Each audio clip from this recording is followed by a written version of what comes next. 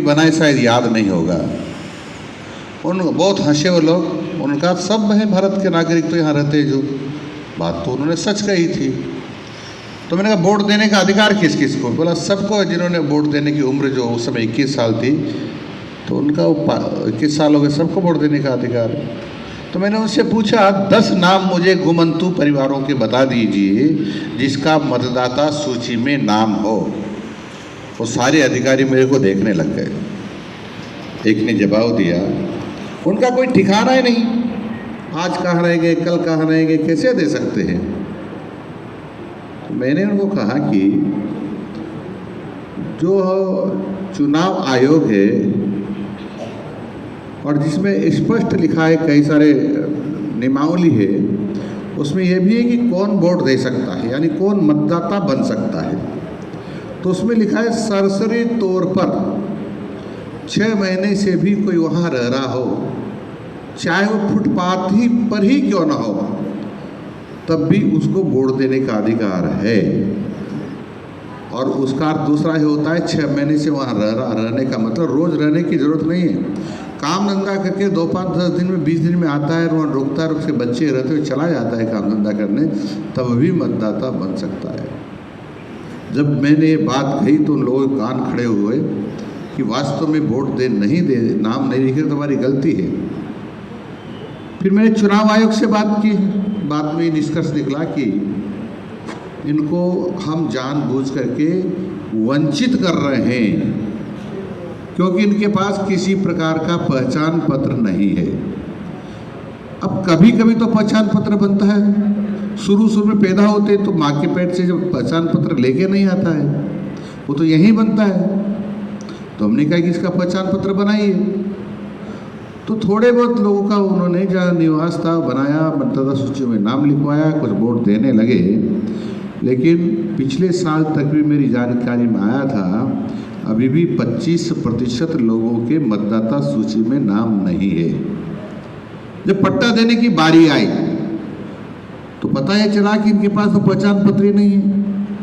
ये घुमंतू हैं कि नहीं है, इनकी जाति क्या है, कैसे लिखें?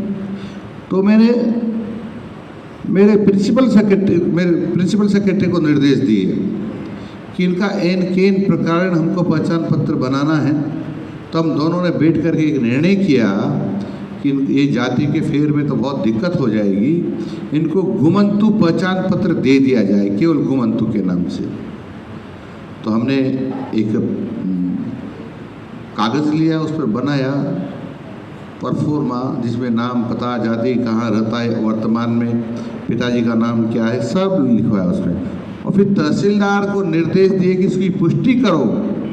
तो उन्होंने उसकी पुष्टि करने लग गए। तो अब लगभग जिनके पास पहचान पत्र नहीं है उनके इस नाम से पहचान पत्र बनने लग गए हैं। जब ये पहचान पत्र बन जाएगा तो फिर सारे के सारे पहचान पत्र बन जाएंगे। और ये काम हमने चालू कर दिया है, कई को दिया भी है, अभी भी चालू है। यदि कहीं व्यवधान आ रहा हो तो मुझे बताना, हम वहाँ बात करेंगे, ताकि और यदि सरलीकरण किया जा सकता है तो उसका सरलीकरण करेंगे। मेरी मोटी मोटी जानकारी के अनुसार पिछले 2 अक्टूबर को हमने 20,000 के आसपास हमने कुछ पट्टे जारी किए हैं। हमने ये कहा था कि वो रजिस्ट्री करा लें, नहीं तो रजिस्ट्री के बाद वो पट्टा बेकार हो जाता है। कुछ लोगों ने जानकारी मिली, कुछ ने रजिस्ट्री कराई है।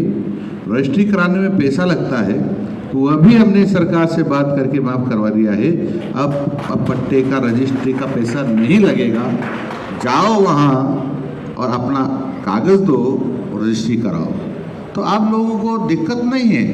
कहीं दिक्कत आए तो हमको बताओ भाई, पर इतना तो करना पड़ेगा कि ऑफिस में जाकर अपना रजिस्ट्री करा लेंगे तो आपका पक्का पट्टा हो जाएगा।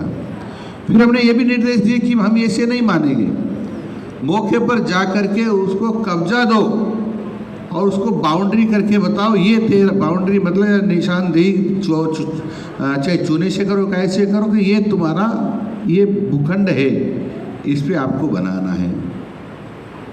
इस प्रकार से हम जो बच गए हैं कब्जा देने से, हम सबको कब्जा दिला रहे हैं। और उनसे सबसे निवेदन है हमारा, जिन्होंने रजिस्ट्रेशन अभी भी नहीं कराया, रजिस्ट्रेशन मतलब रजिस्ट्री अभी भी नहीं कराई है, वो जा कर के रजिस्ट्री करा सकते हैं, ताकि वह पट्टा जीवित रहेगा।